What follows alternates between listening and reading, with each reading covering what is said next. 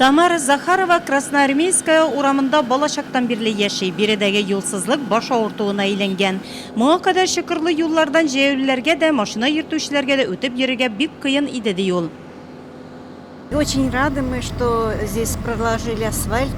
Бик шат без урамыбызда асфальт юл салганга. Төзелеш барышында ахырга кадәр урамда асфальт салынып бетмәгән иде. Шулай калыр дип уйлаган идек. Хәзер юллар төзекләндерелгәнгә бик сөенәбез. Әлеге фикерне шул ук урамда яшәүче Николай Савгильдин да куәтли. Делает-то, конечно, уж хорошо. Ясагач әйбәт инде ул. Яхшы юл һәркем өчен сөенечле. Көн кызулыгына яңа гына җәелгән асфальт юлның кайнарлыгы да өстәлә. Красноармейская урамында эш кызу темплар белән бара. Бер генә минутта биредә техника тукталып тормый. Нуатлыларның максаты кыска срокта һәм сыйфатлы итеп куелган бурычны үтәп чыгу. Бу эшләрне Нуат оешмасы башкара. Бу аскы катлам дип атала. Ул 6 см калынлыгында.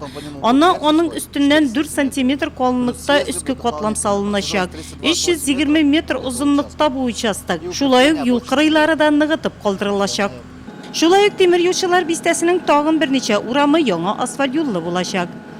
Октябрьнең 40 еллыгы Суворов, Киров урамнарында яңа асфальт юл салыначак. Аннан Красноармейская урамында бер участокта эш алып барылачак. 600 метр барлыгы юл төзекләндереләчәк.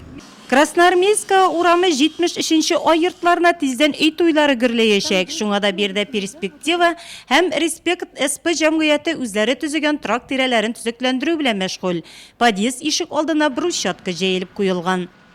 Здесь будет проложена, значит, тротуар и брусчатка. Биредә тротуар брусчаткадан салына, хуҗалык мәйданчыгы шулай ук брусчаткадан төзелә. Ул район башлыгының тәкъдиме белән ясала. Шулай ук тирә-якны яшелләндерү эшләре алып барылачак. Милеш, җиләк, җимеш агачы үсентеләре утыртылачак. И плодотворные, значит, это саженцы. Тимер юлчылар бистәсендә бер яктан төзелеш эшләре бара, икенче якта яңа юллар салына. Бу юллар республика бюджетына финанслана. Киров урамы тәмамланып, зиратка керә торган 750 метр юлга вакташ җыю каралган. Аңа акча район бюджетыннан бүленеп биреләчәк.